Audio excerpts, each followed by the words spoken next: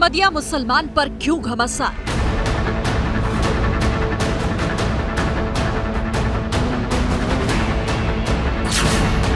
क्या विपक्ष को अविश्वास का दांव महंगा पड़ेगा?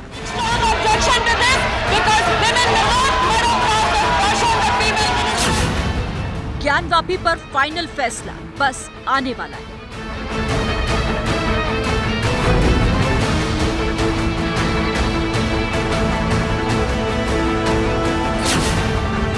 दिल्ली के बाद क्या अब नोएडा के डूबने की बारी?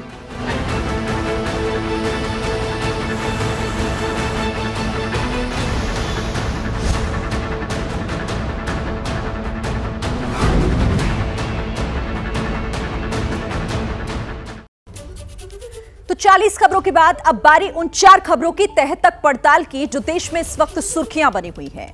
देखिए, ये हिंदुस्तान है, यहां जो होगा वो कानून के मुताबिक होगा, संविधान के मुताबिक होगा।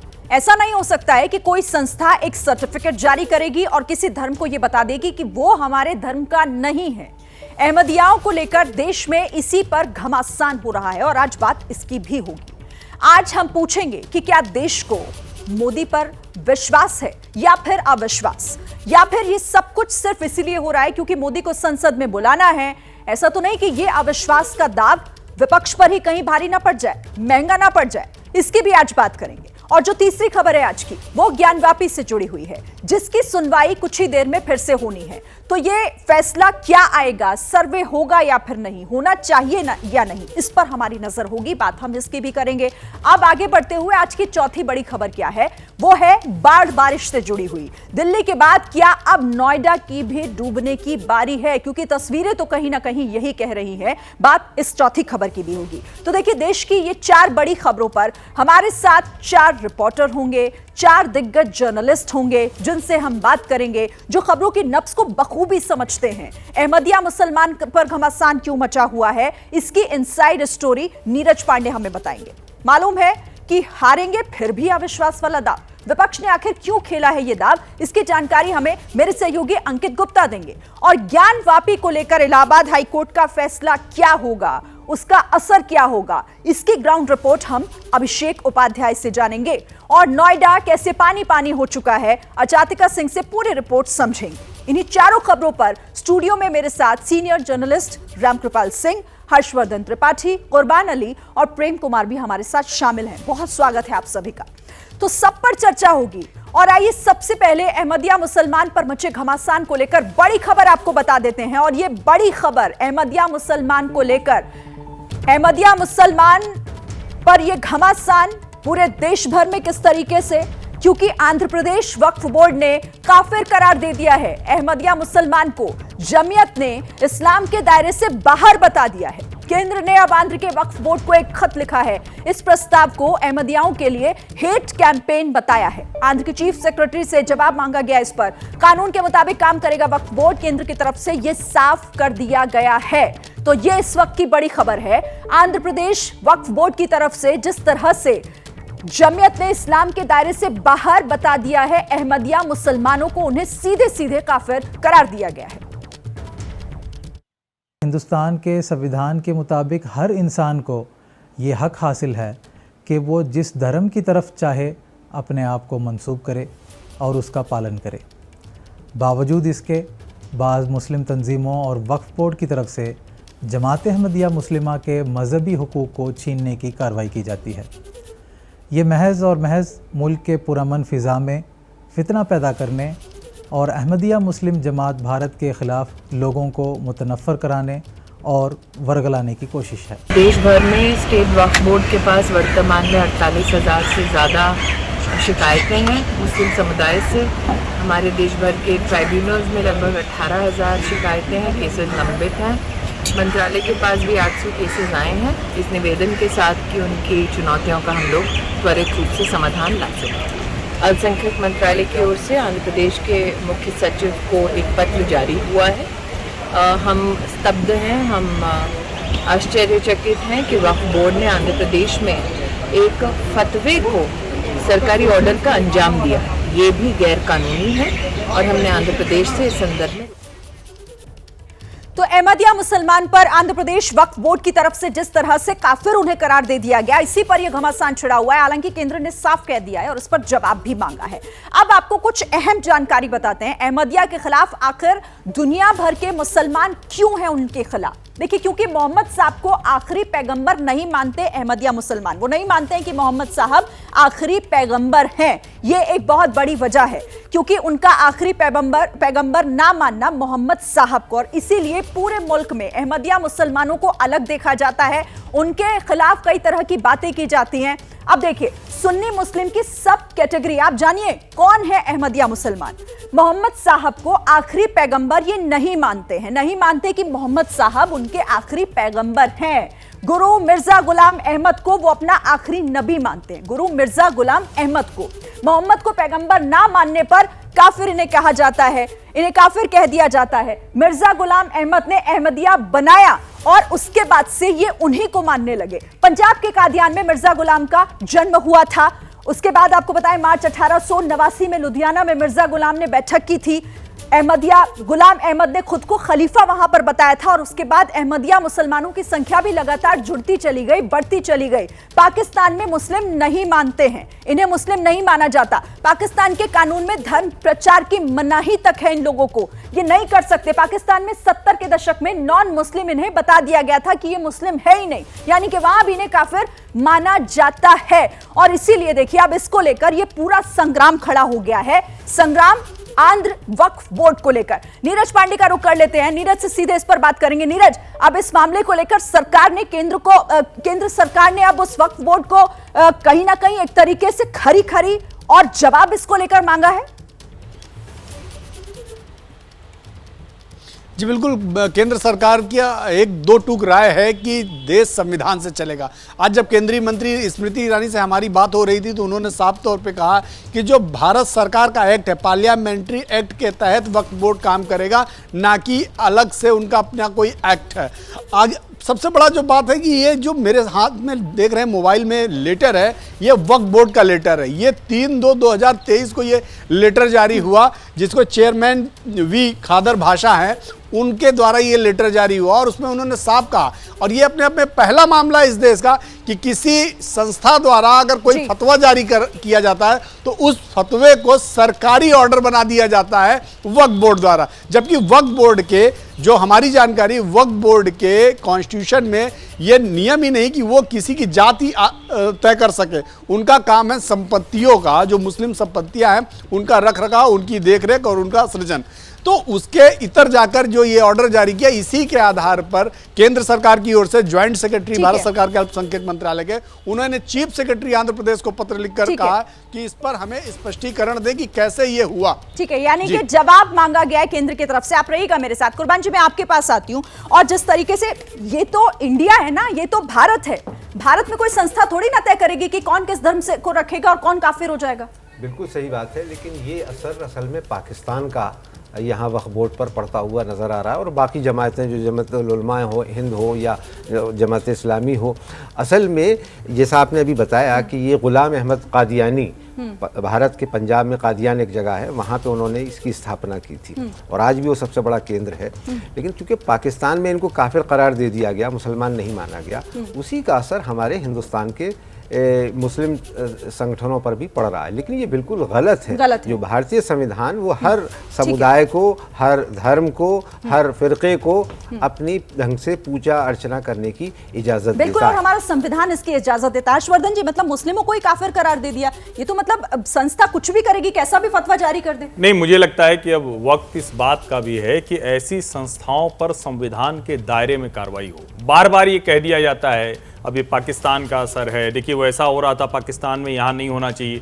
लेकिन उसके बावजूद अगर ऐसी संस्थाएं, वक्फ बोर्ड या ऐसी जुड़ी हुई जो भी जिस तरह की भी संस्थाएं, वो किसी भी मजहब से, किसी भी धर्म से जुड़ी हो सकती हैं, अगर वो इस तरह के फतवे, अगर इस तरह से किसी को काफिर कहना या किसी को इस धर्म से निकाल देंगे या हम नहीं मानेंगे, ऐसा कुछ करती हैं, तो संविधान के दायरे में ये जरूर देखना पड़ेगा कि क्या ये द्वेष फैला रहे हैं, क्या ये दो वर्गों के बीच में और विद इन मुस्लिम कम्युनिटी ये दो वर्गों के बीच में घृणा फैला रहे हैं, उनको आपस में लड़ाने की स्थिति है। और अगर ऐसा है तो ये जहर बोना है, ये सांप्रदायिकरण है, इसके खिलाफ कार्रवाई होनी जाहिर है। और इसीलिए इसे हेट कैंपेन केंद्र की तरफ से कहा गया और इस पर जवाब भी तलब किया गया। ठीक है, मैं आती हूं आपके पास, लेकिन एक और बड़ी खबर का आप रुख कर लेते हैं। देखिए, सरकार के खिलाफ अविश्वास प्रस्ताव अब मंजूर कर लिया गया है। लोकसभा अध्यक्ष तय करेंगे चर्चा की तारीख क्या होगी। उन्होंने खुद आज सदन में इसकी जानकारी दी।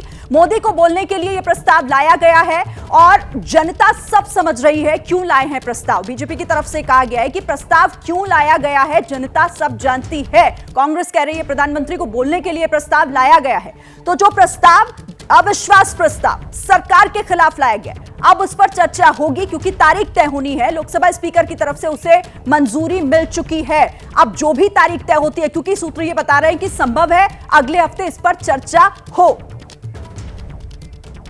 को नो कॉन्फिडेंस दिया है तो अब लोगों के कॉन्फिडेंस माननीय नरेंद्र मोदी जी के ऊपर, भारतीय जनता पार्टी के ऊपर ही है। और जो होगा हम अभी चर्चा करके हम डिसाइड करेंगे। वो तो लास्ट टर्म में भी किया था और लोग उनको जो कुछ भी सबक सिखाने था वो सिखा दिया है और आगे भी सिखा देंगे। नो कॉन्फिडेंस मोशन हम मूव कर रहे हैं तो कल ही अब बता दिया सबको, कोई नई बात नहीं है। और हमारी पार्टी की तरफ से जब चर्चा शुरू होगी हम नॉर्थ ईस्टर्न की रिप्रेजेंटेटिव को, मतलब गौरव गोगोई को हम तैनात करेंगे। आज ही हमारे नो कॉन्फिडेंस मोशन हम मूव कर रहे हैं। तो अविश्वास प्रस्ताव मंजूरी भी इसको मिल गई है, लेकिन अब आपको जल्दी से समझाते हैं अविश्वास प्रस्ताव है क्या, इसे आसानी से समझिए। देखिए, विपक्ष की तरफ से सरकार के खिलाफ यह प्रस्ताव लाया गया है। दूसरी बात यह है क्यों लाया जाता है। लोकसभा में बहुमत साबित करने की चुनौती दी जाती है। कौन ला सकता है, कोई भी सदस्य नोटिस दे सकता है और यह प्रस्ताव ला सकता है। कितनी बार अब तक ये लाया गया? 27 बार ऐसा हुआ है जब यह प्रस्ताव लाया गया। कार्यवाही से पहले क्या जरूरी, लोकसभा अध्यक्ष की मंजूरी और समर्थन में 50 सदस्य कम से कम होने चाहिए। कैसे देते हैं ये? सेक्रेटरी जनरल को 10 बजे से पहले ही लिखित में नोटिस देना होता है। इस तरीके से दिया जाता है। पेश हुआ तो लोकसभा अध्यक्ष तय करते हैं स्वीकार इसको करना है या फिर नहीं। स्वीकार हुआ तो अध्यक्ष चर्चा के लिए तारीख समय तय कर लेते हैं कि कब होना है, कब कैसे होना है। प्रस्ताव पारित हुआ तो सरकार को इस्तीफा देना पड़ता है अगर यह पारित हो जाए। वोटिंग कैसे होती है? बहस के बाद वोटिंग समर्थन होने पर पारित हो जाता है। अगर समर्थन मिल जाए, सरकार वोट जीत जाती है तो प्रस्ताव गिर जाता है और सरकार बनी रहती है। तो यह होता है अविश्वास प्रस्ताव और इसी को लेकर अब इस प्रस्ताव पर चर्चा भी होगी क्योंकि लोकसभा स्पीकर ने इसको मंजूरी दे दी है। मैं सीधे रुक कर लेती हूं अंकित गुप्ता इस पर हमारे साथ बने हुए हैं। अंकित, ये तारीख कब तय होगी, कब होना है अविश्वास प्रस्ताव पेश? देखिए, अविश्वास प्रस्ताव तो पेश कर दिया गया है, लेकिन अब जिसका आपने भी जिक्र किया ना, इस पर चर्चा कब होगी? चर्चा अगले हफ्ते मुमकिन है। और ये क्यों अगले हफ्ते मुमकिन है? क्योंकि देखिए, जब भी जो है अविश्वास प्रस्ताव या कोई भी जो है प्रस्ताव आता है तो उसके लिए बाकायदा कितने घंटे चर्चा होगी, कितने घंटे जो किस पार्टी को दिए जाएंगे, उसके कितने सांसद बोलेंगे, ये तमाम चीजें होती हैं जिसके बारे में विस्तार से चर्चा की जाती है। उसके बाद में ही सदन में लाया जाता है। तो मुमकिन है कि अगले हफ्ते इस पर चर्चा हो। लेकिन शिरीन, यहाँ महत्वपूर्ण क्या है? महत्वपूर्ण यह है कि एक तबका जो राजनीतिक हलकों से जुड़ा हुआ है वो ये कह रहा है कि विपक्ष ने एक सेल्फ गोल कर दिया है। हालांकि विपक्ष का कहना है कि मणिपुर का मुद्दा उठा रहे थे, प्रधानमंत्री जवाब नहीं दे रहे थे। ये एक तरीका अपनाया गया है, प्रधानमंत्री को सदन में आना होगा और जवाब देना होगा मणिपुर पे। लेकिन जो दूसरा तबका है वो ये भी सवाल कह रहा है कि कहीं ये विपक्ष का सेल्फ गोल तो नहीं है, क्योंकि अविश्वास प्रस्ताव ला करके एक तरह से अगर प्रधानमंत्री वहां पर जवाब देते हैं सदन के नेता के तौर पर, तो वो सिर्फ मणिपुर पर ही नहीं, तमाम चीजों पर खुलकर के अपनी बात रखेंगे और वो मुमकिन है कि विपक्ष को शायद नागवार भी गुजरे, सदन में हंगामा भी हो सकता है इन चीजों को लेकर भी। तो कुल मिलाकर के तो अविश्वास प्रस्ताव मंजूर हो गया है। अगले हफ्ते संभव है कि इस पर चर्चा हो। मेहमानों का रुख कर लेते हैं और मैं प्रेम जी आपके पास आते हुए, नियति तो पता है इस प्रस्ताव की क्या है, फिर इसका मकसद क्या? देखिए, नियति तो आपने बताया कि इससे पहले 27 बार अविश्वास प्रस्ताव आया है और इसकी नियति क्या रही है। आज तक कांग्रेस को छोड़ करके बाकी कांग्रेस सरकार में कभी भी अविश्वास प्रस्ताव सफल नहीं हुआ, लेकिन 3 बार सफल हुआ है, तीनों गैर कांग्रेस सरकार में हुआ है। तो नियति तो विपक्ष हमेशा फाइट करता है। एक मौका है, मणिपुर पर सरकार बोल नहीं रही है, बोलने के लिए तैयार नहीं है, तो रास्ता क्या बचता है? आपको बोलने के लिए विवश करने की एक इकलौती रणनीति बची थी जिसका इस्तेमाल किया गया है। 2018 में भी पास नहीं हुआ था, इस बार भी पास नहीं होगा, लेकिन मणिपुर पर बोलना तो पड़ेगा। ठीक है रामकृपाल जी, यानी यही रास्ता बचा था विपक्ष के पास? देखिए, संसद को चले शायद 6 दिन पूरे हो चुके हैं। बिल्कुल। और जो वीडियो आए थे 19 को आया था। मैं सिर्फ मणिपुर की बात नहीं कर रहा हूँ, महिलाओं पर जिस तरह से जो अत्याचार हुए हैं, जिस तरह का जघन्य अपराध किया गया है, वो वीडियो सबको, पूरे देश को सबको मालूम है। बहुत दुख की बात इस बात की है कि आज 7 दिन के बाद उस विषय पर कि कम से कम फिर ऐसा न हो सके, या देश में कोई भी आदमी ऐसा सोचने की हिम्मत भी न कर सके, इसके लिए क्या उपाय किए जाएं, चाहे संविधान में बदलना हो, आईपीसी बदलनी हो, उसके बजाय बहस कैसे हो, इस पे बहस हो गई, 1 हफ्ता पूरा हो गया। तो ये दुखद है। और मैं फिर कहता हूं कि अब जाकर के क्या हो रहा है, तो वो कह रहे हैं ना कि अब कोई रास्ता नहीं बचा, तो फिर इसीलिए ये ले आए हैं। सवाल इस बात का है कि रास्ता को रोका किसने है। तो मतलब कहने का अर्थ है कि रास्ता रोका किसने है। आप गृह मंत्री को नहीं सुनना चाहते, ठीक है, आप बताइए कोई भी चीज। अगर कोई केमिस्ट्री का सवाल है तो हिस्ट्री वाला तो नहीं बताएगा उसका, जिसका जो लेकिन सर फिर ये भी तो बात आती है ना कि प्रधानमंत्री से अगर वो चाहते हैं तो फिर उसमें भी क्या दिक्कत हो सकती है। प्रधानमंत्री अगर इस पर अपनी बात रख दे तो ठीक है। अब आगे बढ़ते हुए अगली बड़ी खबर का रुख कर लेते हैं, क्योंकि ज्ञानवापी पर अब कुछ भी हो सकता है। फैसला संभव है कि थोड़ी देर में सामने आ जाए। इलाहाबाद हाईकोर्ट में सुनवाई फिर से शुरू होगी। हाईकोर्ट ने हिंदू पक्ष से पूछा है कि खुदाई जरूरी है। हिंदू पक्ष का जवाब वो अंतिम चरण में है। मुस्लिम पक्ष को एएसआई के सर्वे से ऐतराज है। तो इसको लेकर ये बड़ी खबर आपको हम बता रहे हैं। ज्ञानवापी पर थोड़ी ही देर में फैसला संभव है कि आ सकता है। इस पर और क्या जानकारी हमारे पास है, सीधे आपको लिए चलते हैं ग्राउंड पर। मेरे सहयोगी अभिषेक हमें बताएंगे। अभिषेक। शिरीन, देखिए, मैं पहले भी जो कह रहा था कि बहुत ही निर्णायक मोड़ पर यह मसला है और वाराणसी से एएसआई के एक ऑफिसर को आना है।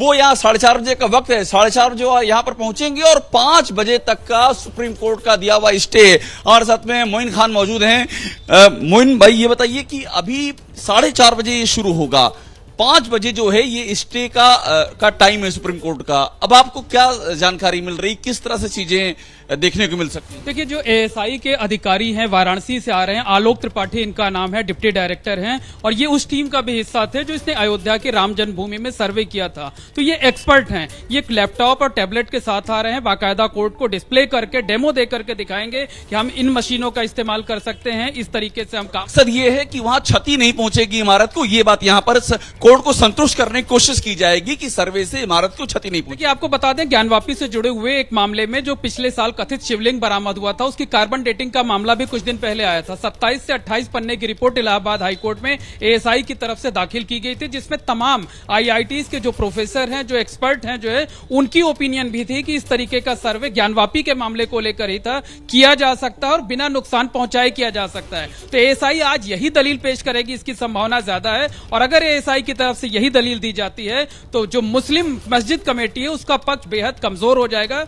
लेकिन शिरीन, सबसे अहम बात यही है कि एएसआई के ऑफिसर 4:30 बजे का टाइम दिया। मैं फिर से कह रहा हूं, 5 बजे तक का टाइम है स्टे का। 4:30 बजे एएसआई के ऑफिसर को आना है और वो आकर के हाई कोर्ट को संतुष्ट करने की कोशिश करेंगे कि हम जो सर्वे कर रहे हैं उससे उस इमारत को कोई नुकसान नहीं पहुंचेगा। सारा दारोमदार इसी मुद्दे पर अगर हाईकोर्ट संतुष्ट होता है तो वो आगे सर्वे की इजाजत दे सकता है। होगा कोर्ट की तरफ से अब इसमें क्या फैसला आता है। आप रहिएगा, नजर बनाकर रखिएगा। अभिषेक, वापस आपके पास आती हूं। अब मैं मेहमानों का रुख करती हूं। हर्षवर्धन जी, अब इस मामले को लेकर क्या लग रहा है, आगे क्या होना है? हालांकि कोर्ट थोड़ी देर में तय कर देगा। नहीं, देखिए, मुझे लगता है कि इस पर इतनी चर्चा हो रही, इतनी बहस हो रही, सर्वे पर किसी को ऐतराज हो सकता है, ये ना समझ में आने वाली बात है। और एएसआई ग्राउंड पेनिट्रेटिंग रडार तकनीक से करता है, वो पहले भी हुआ है, लेकिन शायद उच्च न्यायालय ये चाहता है कि न्याय हो और न्याय होता हुआ दिखे भी। इसीलिए वो बुला रहे हैं कि आप हमें बताइए, लोगों को पता चले, हम उसको फैसले में शामिल करेंगे। सर्वे भला कोई कैसे रोक सकता है? कुर्बान जी, क्यों रोकने की वजह क्या?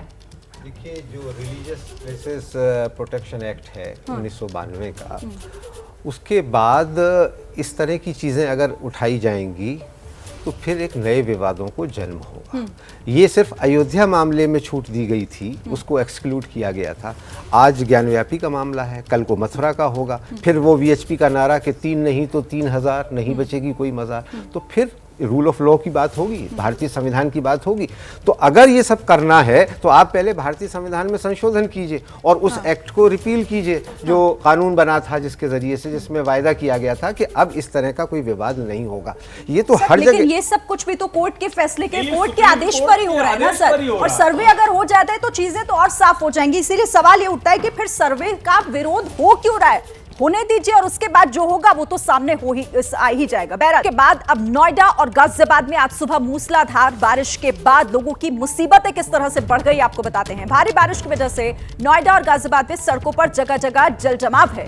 जल भराव और बारिश को देखते हुए दोनों जिलों में आज के लिए सभी स्कूल बंद कर दिए गए हैं। तो इस वक्त की ये बड़ी खबर और तस्वीरें आप देखिए किस तरह से ग्रेटर नोएडा में इस पूरे इलाके में पानी ही पानी दिखाई दे रहा है। सैकड़ों की संख्या में खड़ी हुई गाड़ियां डूब गई पूरी तरीके से। और अभी क्या कुछ हालात हैं, किस तरह की तस्वीरें हैं, सीधे रुख करते हैं मेरे सहयोगी अजातिका सिंह। अजातिका जी बिल्कुल शरीन, इस वक्त तस्वीरें हम आपको दिखा रहे हैं। नोएडा का सेक्टर 142 है और जहां तक आपकी नज़र जाएगी आपको नदी मानो शहर के अंदर, गांव के अंदर पहुंची हुई नज़र आ रही है। पूरा गांव जलमग्न नज़र आ रहा है। ये सुतियाना गांव है और जिनका घर बात कर लेते हैं। क्या नाम है भैया आपको और कितना पानी भर गया है यहाँ पर? मुकेश है हमारा। यहाँ पानी करीब 7 फीट पानी है। हाँ? 7 फीट पानी है इधर। 7 फीट पानी भर गया है। कब से ये हो गए? क्या सामान के लिए, आपको हटाने के लिए एनडीआरएफ वगैरह की टीम अपनी बोट्स वगैरह के साथ पहुंच रही है? थाने की पुलिस मदद कर रही है। हमारे जो नजदीकी थाना है, दोनों थाना की मदद कर रही है पुलिस, और कोई मदद ना मिल पा रही। और कोई फंसा हुआ है क्या अंदर? नहीं, फंसा हुआ कोई नहीं। जो भी था सामान रह गया थोड़ा बहुत। क्या कुछ नुकसान हो गया है? घर में क्या सामान रह गया? ये गृहस्थी के खाने उने का सामान है, भैंसों का चारा उरा है, भूसा उसा है, और जो भी सामान होता है थोड़ा बहुत निकाल लिया। कहाँ से अब व्यवस्था हो पा रही है खाने पीने की? परिवार कहाँ है? हमारे बाबा है यहाँ पे, बाबा डेरी वाले। अजातिका तस्वीरें तो हमने देख ली, लोगों की मुसीबतों को देखिए आपको, लेकिन प्रशासन की तरफ से क्या तैयारियां की गई हैं?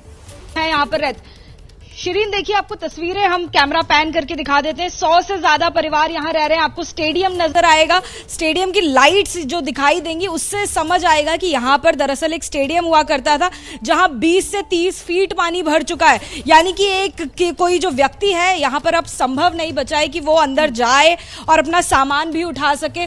तमाम तरह के जो अनाज हैं, जो मवेशी हैं जो फंसे हुए थे, वो अब भी यहाँ पर कई सारे फंसे थे, लेकिन एनडीआरएफ की मदद से, लोकल पुलिस की मदद से उन्हें निकाल लिया गया है। लेकिन आपको बता दें यहाँ से करीबन 500 मीटर दूरी पर हिंडन नदी बहती थी, जिसका बांध टूट गया और वो टूटने के बाद जो सारा पानी है सिर्फ 20 मिनट के अंदर पूरे गांव में पहुंच गया। ये सुतियाना गांव का करीबन 4 से 5 किलोमीटर का रेडियस है जो पूरी तरह से डूब गया। और जहां तक हम आपको कैमरा घुमा के दिखाना चाह रहे हैं, आप देखिए, आपको दूर तक जितने प्लॉट्स हैं, चाहे वो घर बने हुए हो, कच्चे मकान हो, झुग्गियां हो, पूरी तरीके से जलमग्न दिखाई देंगी।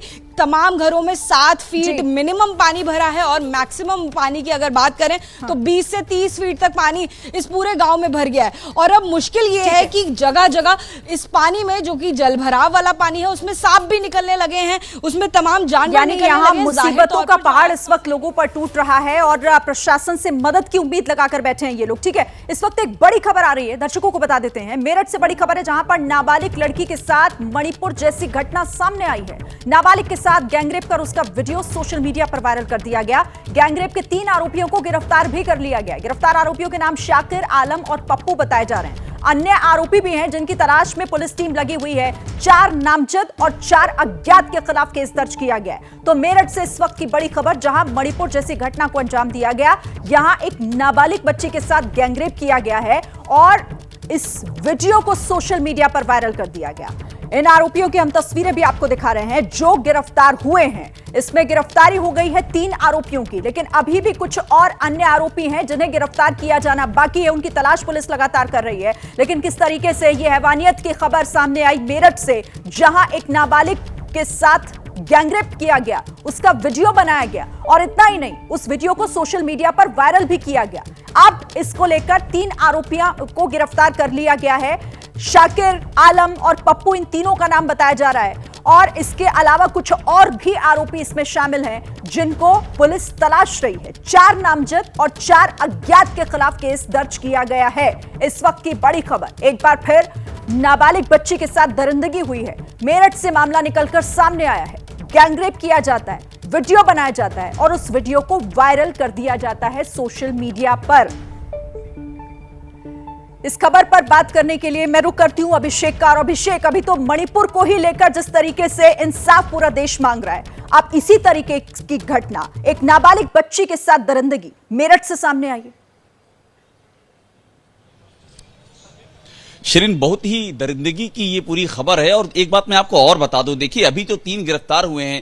इसके अलावा जिन लोगों ने वीडियो बनाया है वो अभी पहुंच से बाहर हैं, उनको अभी पुलिस गिरफ्तार नहीं कर पाई है। वो एक बड़ी बात है। जिन लोगों ने इसका प्रसार वायरल किया है, आप सोचिए जिस तरह से वो पीड़िता गिड़गिड़ा रही है, ये सब समाज के मुंह पर, ये व्यवस्था के मुंह पर ये ऐसा तमाचा है। और मैं आपको फिर कह रहा हूं कि मणिपुर के बाद जो मेरठ में हुआ है, ये चीजें इसीलिए हो रही हैं कि टाइम बाउंड एग्जाम्पलरी पनिशमेंट नहीं हो पा रहा है। और यही वजह है कि ये चीजों की रफ्तार बढ़ रही है। अभी जो 3 को और गिरफ्तार करना बाकी है वो, और साथ में जिन लोगों ने वायरल किया है, अगर इन सबको समय रहते पकड़ा नहीं जाएगा और फास्ट ट्रैक के मामला नहीं चलेगा तो हम इस तरह की खबरें ही बताते और पढ़ते रह जाएंगे। जाहिर है। आप रहिए मेरे साथ, में अंकित का भी रुख कर लेती हूं। अंकित, हम मणिपुर को लेकर चर्चा कर रहे हैं, लेकिन राजस्थान हो, बंगाल हो और या फिर देश के अलग अलग कोने से इस तरह की घटनाएं आती रहती हैं। महिलाओं के साथ दरिंदगी की अब मेरठ से भी सामने आ गई। बिल्कुल शिरीन, और ये दुखद क्या है? दुखद ये है कि इस मामले पर जिस तरह से राजनीति होती है, एक पार्टी दूसरे पर हमला करती है, दूसरी पार्टी तीसरे पर हमला करती है, और मामला जो है कहां पर, मामला जो महिलाओं की असमत जिस तरीके से लूटी जा रही है, जिस तरीके से महिलाओं सुरक्षित खुद को महसूस कर रही हैं, फिर चाहे वो मणिपुर की बात हो, फिर चाहे वो मेरठ की घटना की बात हो, राजस्थान की बात हो, छत्तीसगढ़ की बात हो, बंगाल की बात हो, बिहार की बात हो, देश के तमाम राज्यों से इस तरीके की तस्वीरें आना निश्चित तौर पर शर्मनाक है। प्रधानमंत्री का बयान भी हमको याद है, अभी 4 दिन पहले जब संसद का सत्र शुरू हुआ था, प्रधानमंत्री ने यही कहा था कि हमें क्रोध है, ऐसी घटनाओं को रोकने की जिम्मेदारी तमाम राज्य सरकारों की है, तमाम प्रशासन की है।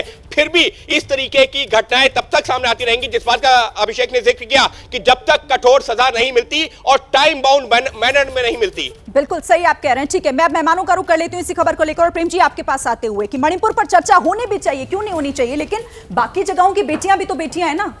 देखिए, मणिपुर और इन घटनाओं में क्या फर्क है? सबसे बड़ा फर्क है कि मणिपुर में नाम लेकर के हमने अभियुक्त को नहीं पकड़ा, ये शकीब है, ये फला, ये ढिमका है, भीड़ ने किया। मणिपुर में पुलिस भीड़ के साथ खड़ी थी, महिलाओं ने भीड़ को सौंपा। महिलाएं, यहाँ पर पुलिस एक्टिव है, गिरफ्तारी हो रही है, सरकार अपराधी के साथ खड़ी नहीं है। तो मणिपुर में सरकार अपराधी के साथ खड़ी दिखी, पुलिस अपराधी के साथ खड़ी दिखी, इसलिए ये तमाम घटनाओं की तुलना हम उनसे नहीं कर सकते। तुलना नहीं, लेकिन इन पर बात होनी चाहिए। रामकृपाल जी, एक रिएक्शन सबका ले लेती हूँ उसमें। अभी जैसे आपके संवाददाता कह रहे थे, बहुत बिल्कुल सही बात है। मैं ये कह रहा हूँ कि इस देश में सब लोग मर्माहत हैं। जिस तरह मोदी जी ने कहा कि मैं क्रोध से भरा हुआ हूँ, समय का तकाजा है कि इस देश की संसद, इस देश की विधानसभाएं मिल करके ये तय करें कि ये जो कुछ हुआ है ये हत्या से बड़ा अपराध है। और समाज में सिर्फ सजा नहीं, सजा का तरीका और सजा ऐसी हो कि किसी को ऐसा करने की बात तो छोड़िए, सोचने पर भी रूह कांपे। ये तो दिक्कत है ना, ये बात ऐसा कर सकते कोई सोचता नहीं, लेकिन इस पर सब सियासत होती है। कुर्बान जी, देखिए, आपने कहा कि कहीं भी घटना हो वो निंदनीय है, शर्मनाक है, लेकिन मणिपुर की घटनाएं जो हैं वो राष्ट्रीय शर्म की बात है। और इसलिए ज़्यादा तकलीफदेह है कि संसद इस मामले पर मौन है, उसमें चर्चा नहीं हो पा रही है। और इसलिए बहुत ज़रूरी है कि अविश्वास प्रस्ताव के ज़रिए ये विपक्ष की रणनीति है कि वो शायद मणिपुर पे भी उस पर चर्चा करना चाहें, जिसके बारे में अभी तक कोई चर्चा नहीं हो सकी है। लेकिन चाहे एक महिला के साथ, एक बच्ची के साथ दुर्व्यवहार हो या 10 के साथ हो, कोई भी अक्षम है। अपराध है। किसी भी महिला को अगर इस तरीके से ट्रीट किया जा रहा है तो वो गलत है और उसे उसी तरीके से देखा जाना चाहिए। बहरहाल, बहुत शुक्रिया आप सभी का हमारे साथ जुड़ने के लिए और इस बातचीत के लिए। इस खबर पर भी नजर हमारी रहेगी। एक छोटे से ब्रेक लिए हम यहाँ पर रुक रहे हैं। पत्रकारिता कोई इमोशन नहीं है, ना अपना कोई ज्ञान देना है और ना कोई विचार थोपना है। पत्रकारिता क्या है? पत्रकारिता का मतलब है सही जानकारी इकट्ठा करना और तथ्य बताना। पत्रकारिता आज जितने महत्वपूर्ण दौर में है, शायद पहले नहीं थी। इस दौर से निकलने के लिए सिर्फ सच दिखाने की जरूरत है, वो सच जो आपके हित को आगे रखे। इसलिए अब रात 9 बजे प्राइम टाइम नहीं होगा, ये आपका टाइम है। जगविंदर पटियाल के साथ देखिए पब्लिक इंटरेस्ट 17 जुलाई से सोमवार से शुक्रवार रात 9 बजे सिर्फ एबीपी न्यूज पर। एबीपी न्यूज आपको रखे आगे।